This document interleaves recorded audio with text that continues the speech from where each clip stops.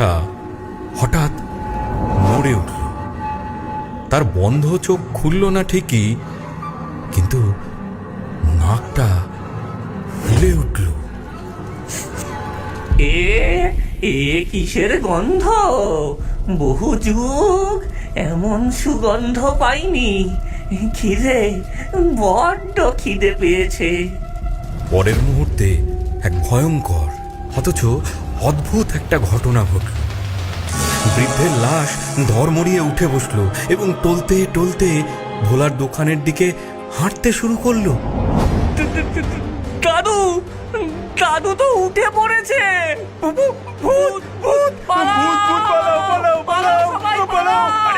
পালাও!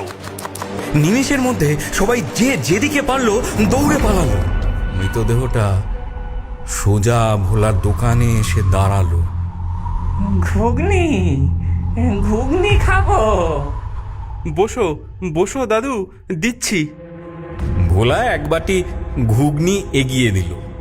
বৃদ্ধের লাশটা গোগ্রাসে সেটা খেয়ে ফেলল। তারপর তার জামার পকেট থেকে বহু পুরনো একটা আধুলি বের করে ভোলার হাতে দিল। পয়সাটা হাতে দিতেই তার শরীরটা শান্ত হয়ে গেল এবং আত্মাটা একটা অপার্থিব আলো হয়ে আকাশে মিলিয়ে গেল।